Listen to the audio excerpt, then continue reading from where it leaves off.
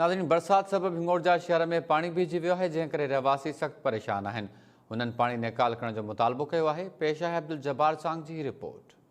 नाज़रीन, असी इन वक्त मौजूद आहियूं टाउन कमेटी हिंगोरजा जे गेट जे ॿाहिरियां जेको शहर आहिनि गरीबाबाद महल ऐं जेके हिंगोरजा जे मुख़्तलिफ़ शहरनि में जेके गरीबाबाद महलो आहे, जंहिंमें गुलशाह गाज़ी आहे ऐं जेके ॿिया महल आहिनि उते कल्ह ताज़ी बरसाति पियल जेका आहे पई, उन जे करे मुख़्तलिफ़ घिटियुनि में पाणी भीजी वियो आहे। घिटियुनि ऐं घरनि में अॼु शहरनि एहतिजाजी मुज़ाहिरो करे हिते धरणो आयो आहे। अचो त उन्हनि सां ॻाल्हि ॿोल करियूं। अगले दफ़े अञा 20 ॾींहं बि कोन गुज़रिया आहिनि, तव्हां पाण आहियो, घरनि जा फोटेज हर सभु कुझु कढी वियो, अञा ताईं उहो असांजे घरनि में पाणी मौजूदु आहे। हाणे एतिरो ख़तरो आहे जो जॻहियूं वेही वियूं आहिनि, असांजूं अमड़ियूं घरनि में वेठियूं आहिनि, उहे मरण जो ख़दशो आहे। महिरबानी करे असांखे बचायो वञे। अॼु खां 15 खां 20 ॾींहं पहिरियों जेको स्पेल आयो हो बारिश जो, उन में असांजो नौजवान छोकिरो फौत थी वियो ऐं असांजे घरनि में 4 खां 5 फुट पाणी बीही वियो।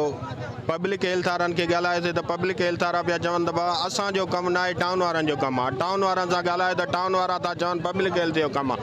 असां कंहिं ॾे बि वञणु कोन था चाहियूं। असांखे पाणी असांजो निकाल कयो वञे, असांजे मोहल्ले जो पाणी निकाल कयो वञे ऐं ड्रेनेज जे खूहनि जी सफ़ाई कई वञे। असांजे महले गरीबाबाद सां एॾो ज़ुल्म थियो आहे जो तव्हां पहिरियां बि रिकॉर्ड करे चुकिया आहियो। उन खां पोइ जानी माली नुक़सान बि थी चुको आहे, जेको तव्हां मीडिया वारनि खे बि ख़बर आहे। उन खां पोइ बि हिंगोरजा टाउन को बि अहिड़ो रिज़ल्ट न कढियो आहे। टाउन ऑफिसर, असां टाउन खे वरी बि गुज़ारिश था कयूं त बराए महिरबानी करे असांजे पाड़े जो पाणी कढियो वञे।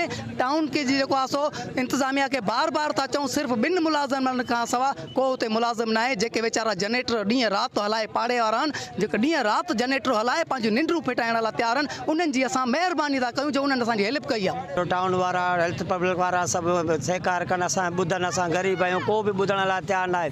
जंहिं ॾे वञूं था को चए थो असांजो कमु न आहे, हो थो चए असांजो कमु न आहे, को फ़ोन करण लाइ। कैमरामैन अब्दुल सत्तार चांग सां गॾु अब्दुल जब्बार चांग, टाइम न्यूज़ हिंगोरजा।